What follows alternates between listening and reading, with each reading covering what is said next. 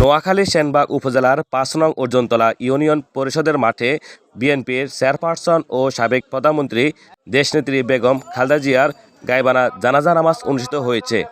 বুধবার ৩১ ডিসেম্বর বিকেল ৪টার সময় ৫ নং অর্জুনতলা ইউনিয়ন বিএনপির উদ্যোগে এই গায়বানা জানাজা নামাজ অনুষ্ঠিত হয়। এতে সভাপতিত্ব করেন ৫ নং অর্জুনতলা ইউনিয়ন বিএনপির সাধারণ সম্পাদক মোহাম্মদ হারুন রশিদ হারুন। গায়বানা জানাজা নামাজে ইউনিয়নের বিভিন্ন জায়গা থেকে কয়েকশত মুসল্লি অংশগ্রহণ করেন। নামাজের ইমামতি করেন মুফতি মাওলানা মোহাম্মদ নোমান। আল্লাহু আকবার,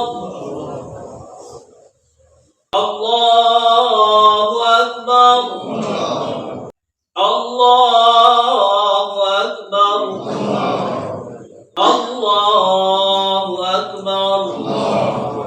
আসসালামু আলাইকুম ওয়া রাহমাতুল্লাহ, আসসালামু আলাইকুম ওয়া রাহমাতুল্লাহ।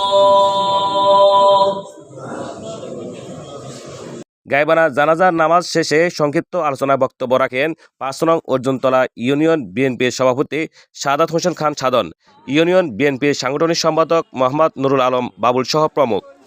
এ সময় উপস্থিত ছিলেন ইউনিয়ন যুবদলের সহসভাপতি জাকির পাটোয়ারি, ৬ নং ওয়ার্ড বিএনপি সভাপতি রফিকুল ইসলাম পাটোয়ারি, ৩ নং ওয়ার্ডের ইউপি সদস্য ও ইউনিয়ন যুবদলের সাধারণ সম্পাদক খুরশেদ আলম ভূঁইয়া, যুবদল নেতা মোহাম্মদ ইয়াসিন, যুবদল নেতা মোহাম্মদ দেলোয়ার কামাল ভূঁইয়া, ৮ নং ওয়ার্ড যুবদলের সভাপতি মাহবুবুর রহমান আকাশ সহ ইউনিয়নের বিভিন্ন ওয়ার্ড থেকে আগত বিএনপি, যুবদল, ছাত্রদল ও অঙ্গ সহযোগী সংগঠনের নেতাকর্মীরা উপস্থিত ছিলেন।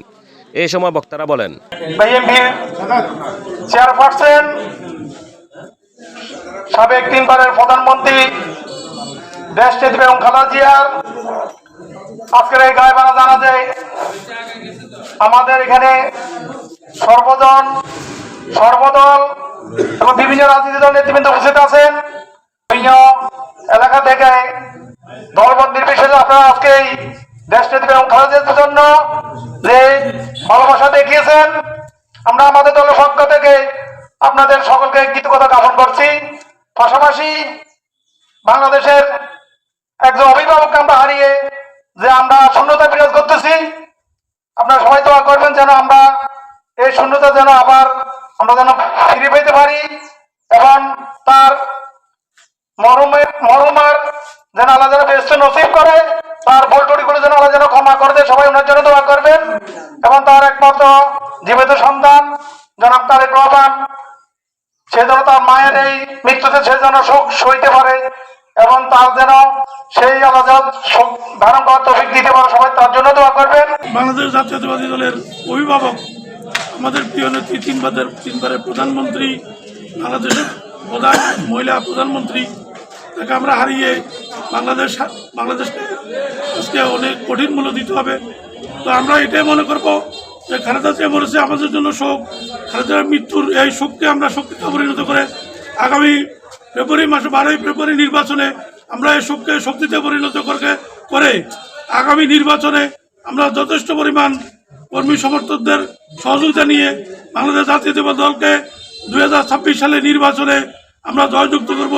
এই আশা উদ্দীপনা আমাদের মাঝে আমরা লালিত করে আমরা সকল নেতাকর্মীদের উদ্দেশ্য করে বলবো, আমাদের এই শোকটা আমরা শক্তিতে পরিণত করে ইনশাল্লাহ আগামী নির্বাচনে আমরা জয়যুক্ত করব, এটাই আমাদের প্রত্যাশা। আমরা ইনশাল্লাহ আমাদের জাতীয় কমিটি যেভাবে যে 7 দিনে যে শোক ঘোষণা করেছে, সেটা কর্মসূচি ঘোষণা করেছে, আমরা সেই নিরিখেই আমাদের জাতীয় যে কর্মসূচি, সেই কর্মসূচির আলোকে আমরা আমাদের মতো করে 5 নম্বরে যে সমস্ত প্রোগ্রাম হবে সেগুলো অক্ষর অক্ষরে পালন করার চেষ্টা করবো ইনশাল্লাহ। আমরা আগামী 12 ফেব্রুয়ারি নির্বাচনে যেহেতু 17 বছর শান্তিপূর্ণ কোনো নির্বাচনও নাই, সুতরাং আমরা আগামী 12 ফেব্রুয়ারি নির্বাচন শান্তিপূর্ণভাবে সকল দল, সকল মত, সকল ব্যক্তি যাতে করে সুন্দরভাবে নির্বাচনে অংশগ্রহণ করে প্রত্যেকের ভোটাধিকার প্রয়োগ করতে পারে, সে আশা উদ্দীপনা আমরা জাতীয় বর্তমান যে সরকার এবং বর্তমান যে নির্বাচন কমিশন, তার কাছে আমরা এটা প্রত্যাশা করতেছি ইনশাআল্লাহ। আমরা আজকে আমাদের নেত্রী, যিনি দেশ নেত্রী, আমাদের মাতাময়ী, বাংলাদেশের সর্বোচ্চ পদে যিনি বাংলাদেশ জাতীয়তাবাদী দল বিএনপির যিনি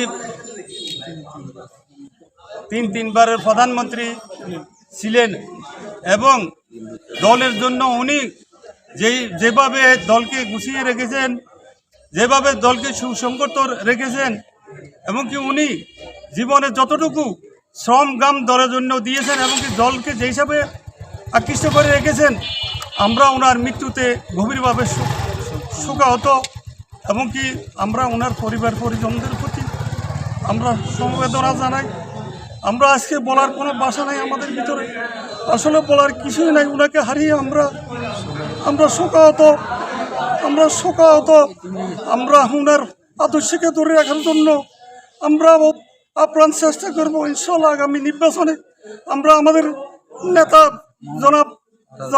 জনাব তারেকুর রহমান ওনাকে আমরা সর্বোচ্চ পদে রাখার জন্য ইনশাল্লাহ চেষ্টা করবো। এমনকি নির্বাচনে জয়যুক্ত হয়ে আমরা দানের শীষে জয়যুক্ত হয়ে ইনশাল্লাহ ঘরে ফিরে যাবো ইনশাল্লাহ। এই বলে আমরা